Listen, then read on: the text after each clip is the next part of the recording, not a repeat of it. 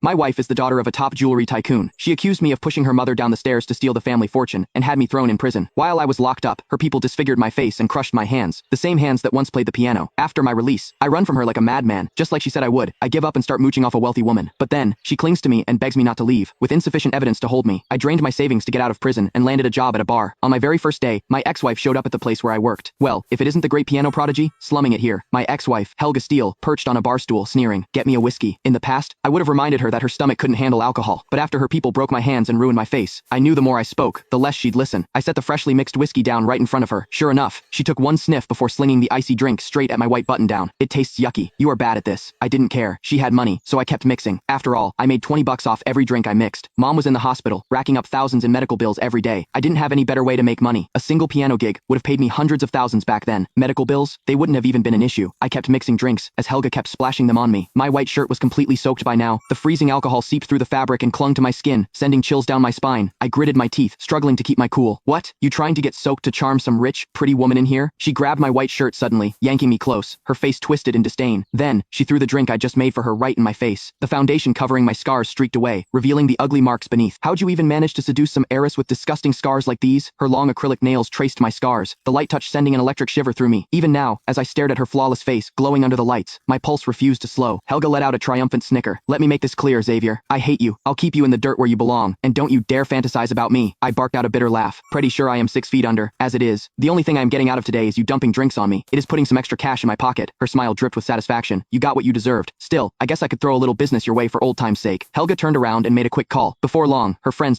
including her childhood friend Zeke Lanning, showed up and booked the biggest private room in the place. The manager, Arthur Welder, said they had specifically requested me to serve in the VIP room. VIP rooms guaranteed $500 in tips, so there was no way I was turning that down. I needed the money, even if they were just there to mock or humiliate me. In the VIP room, attendants were required to serve on their knees, so there I was, kneeling on the carpet, pouring drinks while everyone stared at me in shock. I never thought I'd live to see the day the proud piano prince would be on his knees serving us drinks. Helga's best friend, Maeve Sommer, took the glass, her hand brushing against mine. There was something odd in her gaze before she turned to Helga with a teasing smirk. "No wonder you dumped him, Hel. Even his touch feels worse now that he is out of prison." A sudden, sharp heat flared across my cheek. Helga had slapped me. I stared into her furious eyes, completely bewildered. Her jaw tightened as she glared. "Xavier, you even hooked up with my bestie." Maeve quickly turned to Helga with a flattering gaze and said, "How would that even be possible, Hel? I was just messing with you. You know me. I've never been short on men. I just wanted to see if you are still a lovesick fool, if you'd actually teach some scumbag a lesson." I was speechless. Helga and I had been each other's first and only love. When had I ever been a scumbag to anyone still? The customer was always right, so I kept pouring their drinks in silence. My heart stayed calm as I served them like other customers with unusual tastes. Helga looked at me, her expression unreadable. "Feel like opening a bottle of wine?" I asked with a faint smile. All I cared about was